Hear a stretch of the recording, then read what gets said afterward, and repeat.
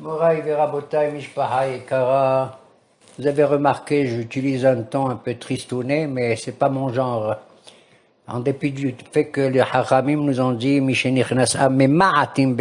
diminue un peu la joie. On n'exclut pas totalement la joie, c'est contre mon désir d'ailleurs. Alors qu'au mois de Hadar, Marbim, Be, Simha. Donc on diminue un peu les exclamations de notre genre. À tel point que quand on voit quelqu'un pendant les 3 semaines qui fait la tronche, on dit il a une tronche de Haggay. Chez nous on disait Haggay. Haggay c'est Tisha B'Av, Tchabeb. D'autres ils disent Haggin. Alors il y a beaucoup de choses à dire, mais je vais être très très succinct comme vous le savez, surtout une période triste où vraiment j'ai pas envie d'allonger la sauce, quoique. Ceci confirme également ce que Moshe Rabbeinu, 37 jours avant sa mort, c'est-à-dire à partir du mois de Rosh Chodesh de Shvat, il est mort quand? Au 7 Adar. Ça fait 37 jours. Alors que devant le Sné, au début de sa vocation, il a refusé la mission d'aller en Égypte, comme l'a demandé Akadosh Baruch Hu. Et Dieu a insisté en lui disant que c'était la seule personnalité valable. D'autant qu'il était quoi, Moshe? Pendant 80 ans, on l'a pas vu. Hein, depuis qu'il s'est sauvé d'Égypte et tout. Il était Midiani, tout ce que tu veux. Il avait l'air de tout, sauf Bar Minan, d'être un juif, malgré tout. Mais son frère est venu à sa rencontre, il a admis que son jeune frère soit le président de la communauté d'Israël. Et alors, nous avons abordé cette semaine, si Dieu veut, le cinquième livre du Humash, le livre de Debarim, les paroles. Alors que dans le Sné, il avait dit, Loïch Debarim Anochi, qui kvad fait ou kvad lachon. Je sais pas parler, j'ai pas la vocation, j'ai pas d'élocution, j'ai la langue lourde, et la bouche également très difficile. En vérité, ça veut dire qu'il avait une élocution très, très, très aristocratique, que les gens sont même pas capables de comprendre. Alors, il s'est plaint du manque de paroles soi-disant, et voilà pourquoi, avant sa mort, le pauvre, il s'est mis à parler longuement. Tout le livre de Devarim, c'est quoi? Eh ben, c'est des Devarim, c'est des paroles. Et les Devarim, etc., que Moshe, il a dit, il a été très, comment dirais-je, très gentil parce que il a voulu rappeler tous les péchés des Juifs pendant les 40 ans du désert, Nachon, mais il l'a pas fait de manière directe, visible. Il a donné des allusions. Vous vous rappelez à Paran, entre Tophel, dans la région de Lavan, le Dizahab, ça veut dire vous avez tellement d'or que vous avez fait avec quoi le Hegel Azahab, le veau d'or. Et Moshe Rabbeinu a évoqué le fait que le 17 Tammuz, lorsqu'il est descendu du Sinaï, avec les tables de la loi, qu'est-ce qu'il a fait de ça? Il les a cassées, il les a brisées. Si on n'avait pas fait le Hegel Azahab, c'était le 17 Tammuz, ça aurait été merveilleux, parce qu'il leur a dit, il nous reste 11 jours à voyager, et on arrive aux frontières de Eretz Israël. Alors faisons le compte du 17 Tammuz, si on n'avait pas cassé les tables, d'accord? Oui. Et on voyage pendant 11 jours pour arriver devant les frontières. Combien ça fait du 17 et 11? Ça fait 28, 29 jours. On arrive à la fin du mois de Tammuz, trac, on franchit la frontière, on arrive quand? À Rosh Chodesh du mois de Av. Ça aurait été un jour merveilleux, fantastique, d'accord, d'entrer en Eretz Israël. Au lieu de cela, on va rester 40 ans. Et qu'est-ce qui s'est passé? C'est que 40 ans plus tard, au Rosh Chodesh du mois de Av, qui c'est qui est mort? Aaron. Et c'est le seul personnage dont on dit qu'il est mort à Rosh Chodesh du mois de Av, enterré tout seul avec Moshe et Lazare, au sommet du Har qu'on appelle Hor HaHar, Nachon. Donc, on aurait vraiment bouclé l'histoire du peuple juif merveilleusement, sans rester pendant 40 ans. Mais ça s'est pas passé comme ça. Il y a eu l'affaire, et Moshe Rabbeinu le rappelle dans Devarim, l'affaire des Meraglim. Ils ont voyagé pendant 40 jours dans la Terre Sainte, sont revenus, c'était quel jour? Le Tchabeb. Ils sont mis à pleurer, tous les gens sont mis à pleurer. Vous avez pleuré gratuitement. Eh bien, il arrivera que dans votre histoire, vous pleurez pour de vrai, et à 2 reprises. 1, pour la destruction du prétemple, 2, pour la destruction du second temple. Et nous mettent à la fin de la Gemara de Ta'anit, ils nous disent, il y a 5 choses qu'on doit évoquer à Tchabeb, Nachon, c'est quoi? 1, que les Meraglim, ils ont dit du mal d'Eretz Israël. 2, c'est le premier temple détruit. 3, c'est le deuxième temple détruit. 4, c'est que même Yerushalayim a été labouré comme un terrain vierge, comme un terrain qui n'a plus d'habitation, Barmenen, complètement libéré de ses habitants qui ont subi des choses affreuses. 5, Bar Korba, Bétar. Et c'était la période de la guerre de Bétar, dont le maître spirituel était Rabbi Akiba, qui avait cru que Bar Korba serait le Mashiach, lui ainsi que d'autres Hachamim d'ailleurs, et malheureusement, Bar Korba a été tué dans la guerre, et Douma, même Rabbi Akiba, Alav Shalom, eh ben, n'a pas dit la vérité. C'est pas qu'il n'a pas voulu dire la vérité. Non. Il était sincère, il a cru que Bar Korba. De là, j'apprends que le Mashiach, c'est pas uniquement quelqu'un opus focus qui fait des miracles et tout s'arrange facilement. C'est un combattant. C'est celui qui veut assurer la souveraineté des Juifs contre les Romains. Mais ça ne s'est pas passé. Voici les 5 drames que nous devons évoquer le jour de Tisha B'Av, où d'ailleurs nous devons rester assis par terre et jeûner depuis la veille, comme si c'était Kippour. Il y a une différence. Kippour, c'est Mideoraita. C'est une mitzvah, un jeûne obligatoire, pratiquement presque pour tout le monde, sauf pour ceux qui sont très malades ou les vieux et tout. Par contre, Tisha B'Av, c'est Miderabanan. C'est une invention, c'est une mitzvah que les Hachamim ont instituée et que le prophète Zacharie, il a dit, tous ces jeunes-là, comme Gedalia, comme Distebet, comme Disetamouz, comme Tchabeb, ils vont être transformés en jour de joie. Et le jour de joie, ça veut dire que le Rosh Hashanah va être un jour de roi merveilleux, plus fort que tous, d'accord? Et pendant 8 jours, et le 9e, c'est Tisha B'Av, ça sera l'explosion de la joie. Be'ezrat Hashem. Voilà, Moraï Verabotaï, je ne veux pas assombrir cette période qui déjà était sombre en elle-même dans le passé. Regardez comment nous sommes attachés au passé et que nous attribuons les fautes de nos ancêtres. Ça, j'arrive pas à comprendre. Nos ancêtres ont fait des bêtises. Au premier temple, ils ont fait les 3 péchés de Giloy Harot, Shfichut Damim et Avodah Zara. L'idolâtrie, le crime et l'inceste. Mais le deuxième, c'était plus grave, c'est Sinat Hinam. Sinat Hinam, la haine gratuite qu'on ne peut contrôler que si maintenant on a soi-disant l'amour gratuit, la Ahavat, ce qui n'est pas facile. Je vous dis la vérité. C'est vrai que je pense, moi, au passé avec ce qui s'est passé. C'est comme si le péché, c'était nos ancêtres qui le portaient. Et je le mets dans le calendrier, moi, maintenant. Non! Le péché que j'évoque, moi, maintenant, et que je subis, c'est le nôtre, de notre génération, où l'on voit qu'il y a, je dis pas une sinat hinam à fond, mais quand même, il y a des disputes à tous les niveaux entre nous, ici, en Eretz Israël, sur la conception de notre État, de notre souveraineté, de nos partis qui sont divisés et tout, de la politique, des nouvelles élections qui vont avoir lieu, et on a là des déclarations impétueuses les uns contre les autres. Voilà. Et c'est vrai que le Beth Amikdash, c'est la source de la création du monde. C'est la Shekhinah qui réside en elle. Il y a un éclairage merveilleux de la pensée divine vis-à-vis de nous. Mais ce qui est plus grave, c'est pas que nous étions dans la galoute. C'est que Akadosh Baruch Hu lui-même, qui viachol, pour ainsi dire, lui aussi, il est dans la galoute. Et il a dit, je ne rentre pas dans la Jérusalem céleste avant que vous revenez dans la Jérusalem terrestre. Et Rashi, dans la Gemara de Sukkot, il a dit, le Beit Shlishi, il va descendre du ciel tout près. Yallah. Donc c'est pas nous qu'on doit le construire, pour ainsi dire, mais on doit faire quand même des efforts. Je vais vous dire la vérité. C'est vrai que comme chaque juif pratiquant et qui adore la Bible, la Torah, la Gemara et tout le reste, tous nos textes sacrés, merveilleux et tout, avant de reconstruire le temple, tu sais qu'est-ce qu'il faut reconstruire? Soi-même. Comme il est dit dans le Passouk, Ve'asuli mikdash, ils me feront un sanctuaire, Ve'shachanti betocham. Et je résiderai où? À l'intérieur de chaque juif et de chaque juif. Tout se passe comme si le temple sacré, c'est notre personnalité, à chacun d'entre nous, sans faire aucune différence.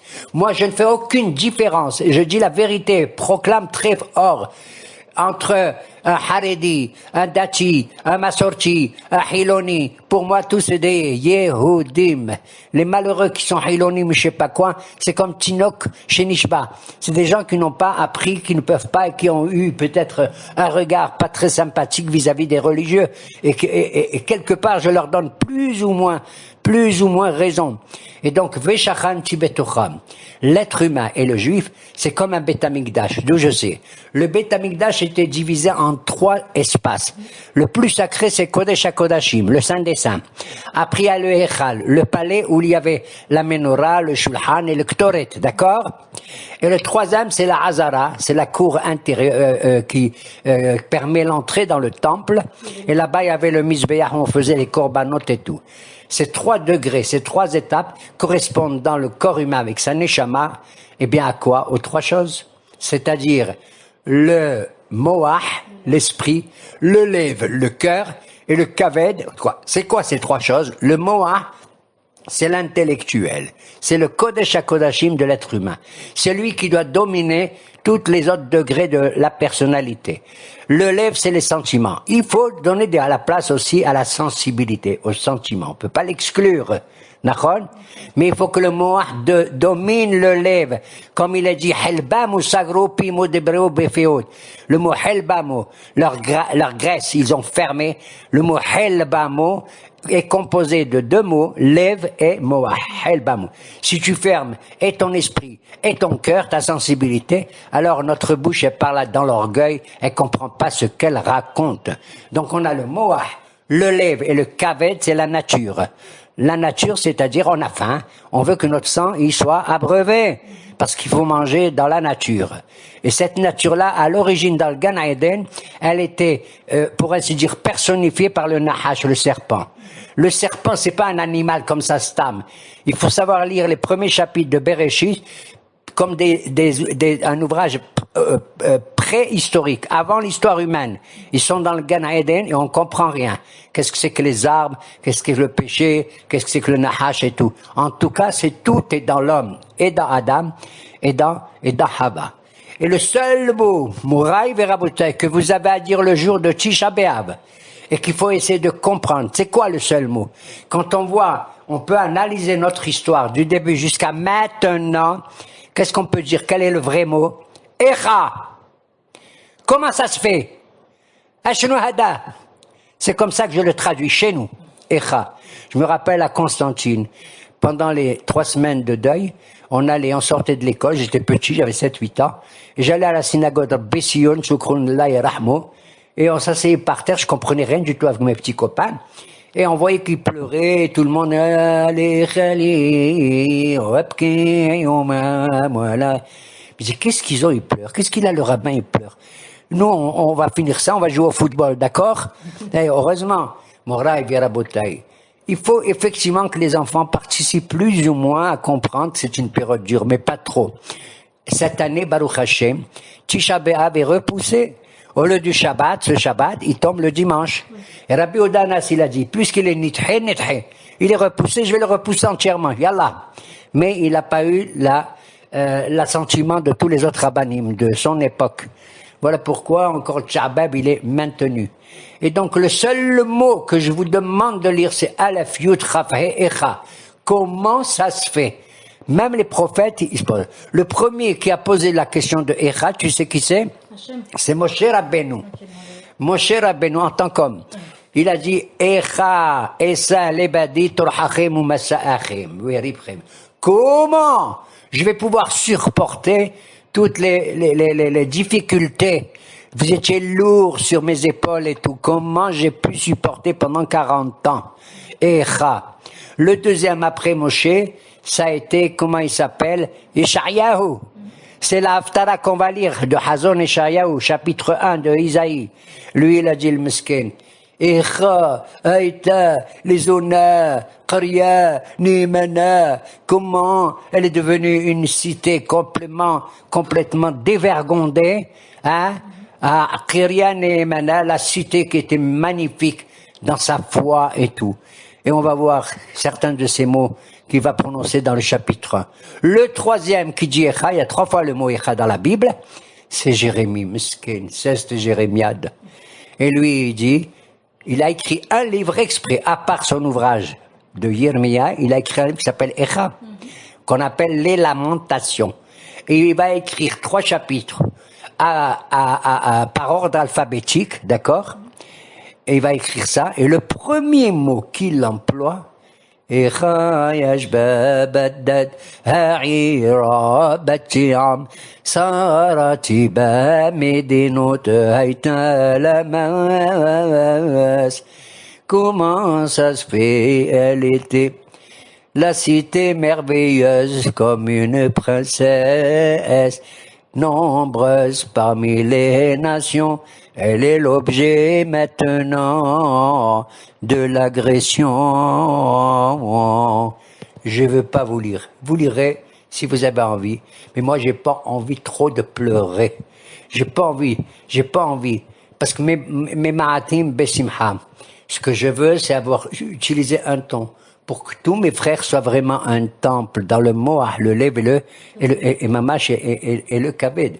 Alors on voit que ces 3 prophètes, Moshe, Isaïe et Jérémie, ils ont dit Echa, Echa, Echa. Comment ça se fait? Quand tu dis Echa, ça veut dire que tu n'arrives pas à donner une définition, à trouver une réponse. Même eux. Mais je vais te dire, il y en a un avant eux qui a posé la même question et là ça me tue. C'est le bon Dieu lui-même. Tu sais quand est-ce que le bon Dieu, il a dit comment ça se fait? Quand Adam et Hava, ils ont mangé de l'arbre de la connaissance du bien et du mal et tout, ils se sont rendus compte qu'il y avait un changement dans leur forme, dans leur corps, si on peut parler d'un corps, qui était à l'époque lumineux, qui brusquement était dénudé. Et on voyait la tache du péché qui était sur leur peau. Ils avaient une peau qui était extraordinaire, brillante, comme si c'était de l'ongle brillant, des ongles. C'est une halakha d'ailleurs à propos des ongles qui nous restent. C'est un souvenir d'Adam et de Chava, d'accord? Eh bien, ils sont allés se cacher sous un arbre, comme si on peut se cacher devant Akadosh Baruch Hu. Alors qu'Akadosh Baruch Hu, il voit Hastara Behastara. Tout ce qui est caché même au plus profond de la terre, il voit ce qui se passe. Il y a du gaz ou du pétrole là. D'ailleurs, il faut que je lui demande, si Dieu veut, où est-ce qu'il y a du gaz quelque part à Kadosh Baruch Hu. Ils sont allés se cacher. Ils ont eu peur, ils ont eu honte. Tu te rends compte, tu te caches du bon Dieu. C'est comme l'autre, il a dit, il vaut mieux avoir peur du gendarme que du bon Dieu. C'est comme ça qu'on est, malheureusement. On a plus peur des amendes que l'on fait, plutôt que de l'amende de l'amandier de Yirmiyahu Navi, Machel Shached. C'est honteux d'avoir plus peur. Bien sûr, il faut respecter les lois de la cité, du pays, bien entendu. Mais il faut d'abord respecter les lois du bon Dieu. Ils ont été, soi-disant, se cacher. Qu'est-ce qu'il fait, Akadosh Baruch Hu? Il est plein d'humour, je te jure. Je te jure qu'il est plein d'humour. Tu sais pourquoi? Il leur dit, Vayomer Hashem. Ayeka. Il a dit le bon Dieu à Adam. Où tu es? Zama. Il sait pas où ils sont. Il sait. Mais ça remot Ayeka, c'est Aleph, Yud, Chaf. Il ressemble à quoi? Aïcha. Où tu es? Ça veut pas dire où tu es géographiquement parlant, il le sait, le bon Dieu. Ça veut dire Zamawain, où tu es, ça veut dire dans quelle situation tu es arrivé. Tu peux rester au même endroit. Si tu es un type honnête, tu es un type honnête. Si tu es un type affreux, tu es un type affreux. Voilà, Moraï Verabotaï, nous passons notre temps justement à célébrer. Et c'est quand même, je dirais, c'est, comment on dit positivement, quelque chose de positif pour le peuple juif. Les autres, ils s'en foutent. Ils s'en foutent, par exemple, les Gaulois, s'il y a les Ostrogoths et les Visigoths, d'accord? Est-ce que toi, tu as vu un Français s'asseoir par terre et pleurer quand Jules César, il est venu? Pas du tout. Ils s'en foutent complètement. S'ils voient que Barmenan, un voisin, il a subi des problèmes et tout, ils s'en foutent complètement. Moi et toi, et chacun d'entre nous, que Dieu préserve, quand on sait que le malheureux, il a perdu son père ou sa mère, on va à la maison, on fait le Menahem, les Nehumim, les consolations, d'accord? D'ailleurs, voilà pourquoi le mois de Av, on l'appelle Menahem, Av. On appelle le consolateur du mois de Av. Av, c'est le Père. C'est encore merveilleux. C'est le mois le plus merveilleux qu'on aura, si Dieu veut. Parce que le printemps, c'est magnifique. Comment on dit un printemps en hébreu? Aviv. Et qu'est-ce que c'est Aviv? Ça veut dire le petit père. Aviv. Comme Hatzitz. Toi, tu Iv. Mais Av, c'est le grand-père, le père merveilleux. C'est le père mamash par excellence. Le père fondateur et tout, de toute la vie et de tout. Et que ce temps-là, effectivement, nous allons le vivre merveilleusement. Ce temps, il approche. Il y en a qui parlent trop du Mashiach, il arrive. C'est d'air, je suis content et je comprends, ils ont de la douleur, ils veulent que le Mashiach vienne tout de suite. Ils ont peut-être raison quelque part, parce que nous sommes en l'an 5782. C'est-à-dire nous sommes le 6e millénaire. Et selon la tradition, chaque jour chez le bon Dieu, chez nous, chez le bon Dieu, c'est comme 1000 ans chez nous. Ça veut dire que comme le bon Dieu il a créé le monde en 6 jours, hein, ces jours-là, c'est des millénaires. Donc ça fait 6000 ans. On est 5782. Donc nous sommes presque pratiquement à la fin de quoi?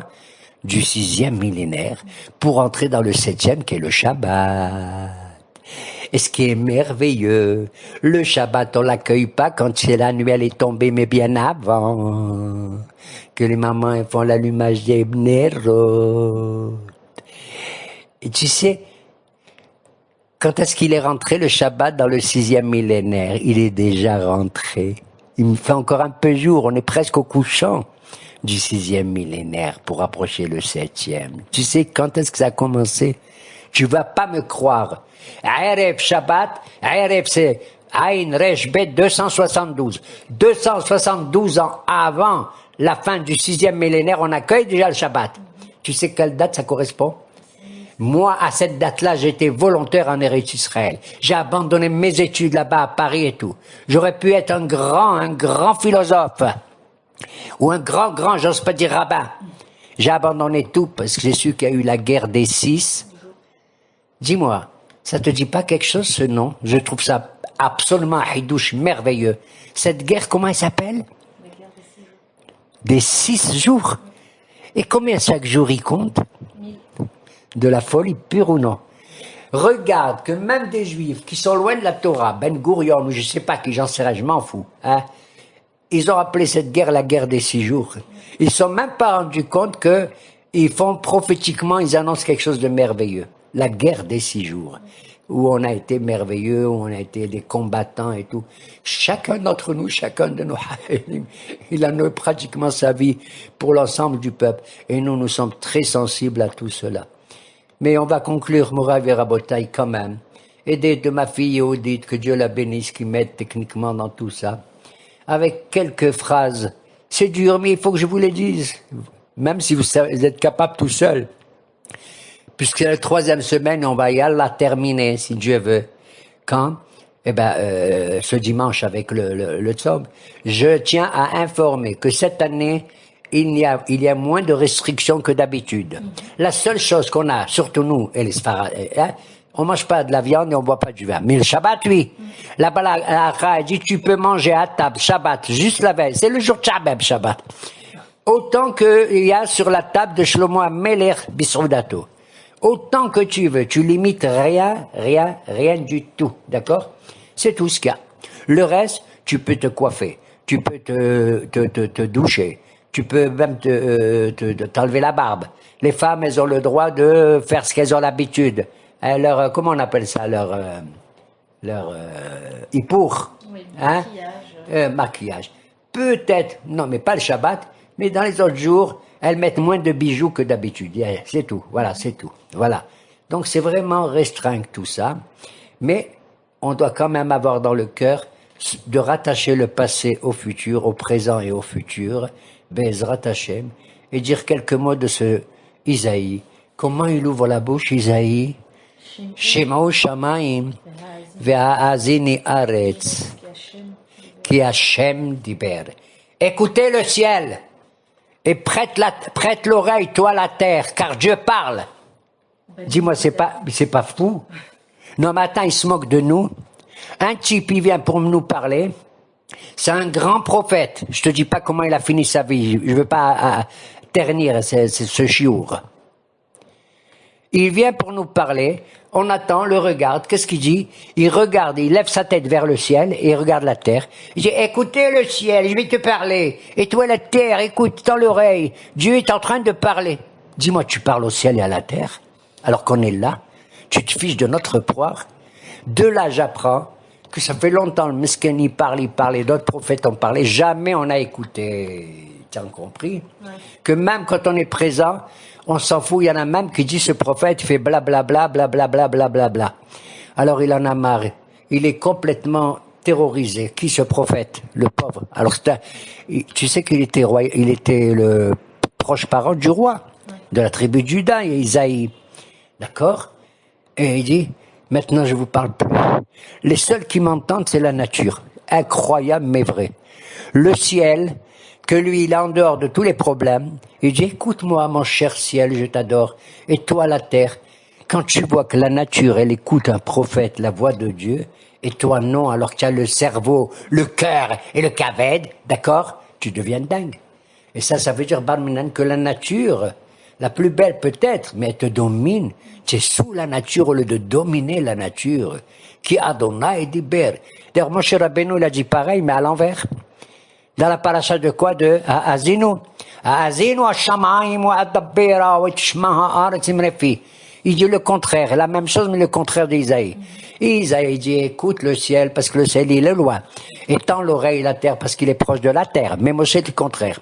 Il est proche du ciel, il dit, Azinu Hashamayim. Tend l'oreille, il est à côté du ciel. Moshe, c'est Isha Elohim, l'homme de Dieu. L'homme de Dieu.